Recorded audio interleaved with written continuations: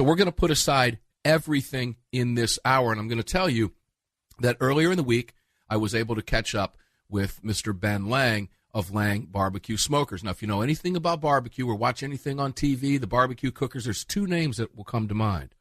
Some of you may know more, I do, but there's two names that come to mind. First one's Myron Mixon. Myron is obviously very popular on all of the barbecue cook-offs and so forth, and Myron is known as the winningest man in barbecue, which if you watch any of the barbecue cook shows, you see them cooking on a Lang barbecue cooker.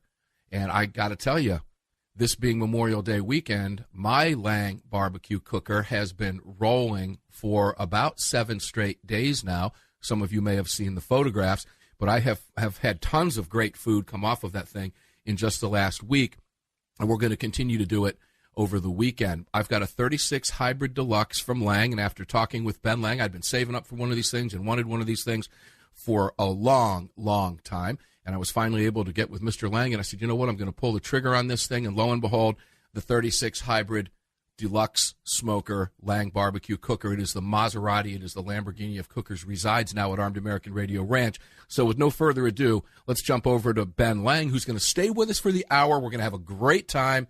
Get out a pen and a paper. You're going to want to take down some of these ingredients, and you're going to learn a lot about barbecuing and what it means and maybe some differences between grilling and barbecuing and how we do it on the big smokers that he's got. Ben Lang, welcome to Armed American Radio, my friend. It is a real pleasure to have you here. Mark, I'm excited to be there with you, man. Really excited. It's been the highlight of the week.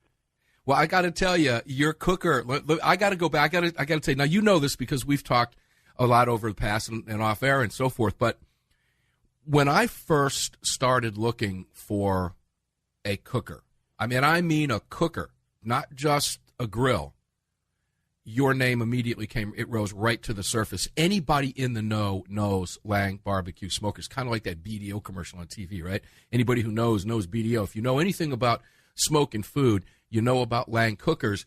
And I think one of the most important things is because you guys do something different with your cookers, and that's a reverse flow. Can you explain what that means? Yeah, exactly, Mark. Our cookers actually do cook better by design. They have a unique system that lets the heat flow under the food and back over the food before it exits through a smokestack. So the nickname that it got through the years was reverse flow because of the heat flowing under and over the food. The truth of the matter is the mechanism that makes it reverse its flow has always been a griddle, a baffle plate that is a griddle that lets the fat render onto the griddle. The heat runs under and over the food. Fat renders, grease drains off and out of the machine the way it's designed off the griddle, actually. But you get a moisture and flavor that's beyond compare. It's just like the true moisture, not mimicked moisture like steam and condensation and things of that nature when you're trying to make barbecue. All right. But the food critics actually say that our rig is the quintessential barbecue smoker because of the flavor it punches into food. You know, it does, and I can tell that firsthand. I kind of want to go back to, a lot of people use Weber's. I want to go back in time a little bit here. I want to get some history here, and I'll give you some of my own personal history here and how I graduated to where I am today. I've always been a barbecuer. I couldn't tell you, Ben, I've never started a gas grill. I've never owned a gas grill in my life. I've started off, my father started me off. I learned how to cook over charcoal when I was about 8 or 9, 10 years old with one of the old classic Weber kettles. Perfect. You know, and with charcoal and wood chunks. And I never saw a need to go to gas. My grandfather had a gas grill. I used to rib him about that all the time. But the extent of his expertise was really, he just grilled chicken wings. I started expanding as I got older, and I took that Weber kettle. It went with me everywhere. You can do some amazing food on a Weber kettle, can't you? Oh, Weber's a fine product. They're gas grills as well as their charcoal grills. They're fantastic. Weber give us the ultimate flattering lately. We had a delivery this past September in 17 of our famous 36 original patio smoker cooker. Went right to the Weber plant, to Robert Stephen himself, head of R&D. Yeah, I called over Robert and introduced myself and told him how excited we was that he decided to take one of our cookers up there and take a look at it.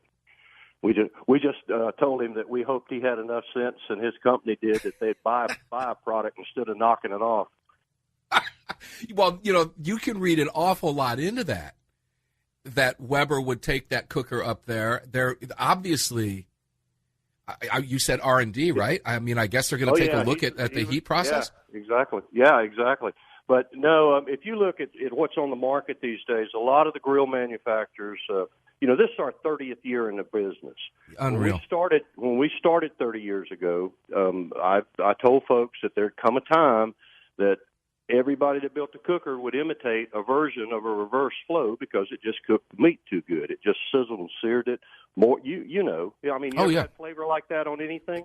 No, I've not. Exactly. In fact, I did some segments before, and we'll go there throughout the hour as we talk more specifically about some recipes. So I don't want to jump too much ahead, but no, it absolutely does. And I'll tell you about the first thing I cooked on it when I got it after it was delivered. And boy, I got to be honest with you. Let me go back real quick to those Webers for just a second, because a lot of you listening to the program have a Weber cooker, and some of you maybe have not graduated into the whole, man, I just don't cook enough to have one of those. I'm going to fix you on that. It doesn't matter how much you cook. You do have to have one of these things for a lot of different reasons, and I'll explain why. But, Ben, we've got 1 minute, so let me kind of lead into the break with this. I graduated really from the Weber cookers, which I think, anybody who's ever cooked on charcoal has cooked on a Weber or some form of it. Most of us have used Weber. It's a quintessential barbecue grill. And you can cook indirect heat on that. You can cook direct heat on that. There's a lot of different ways to cook indirect. You can snake the coals around it. You can pile them up on both sides. You can put them over on one side. You can snake it or use a minion method to get the coals going and the wood on there later. There's all kinds of different things you can do. But I've often heard Myron Mixon say he can smoke anything on a Weber grill. When we come back, I want to go through the lineup of the moisture part, and that's the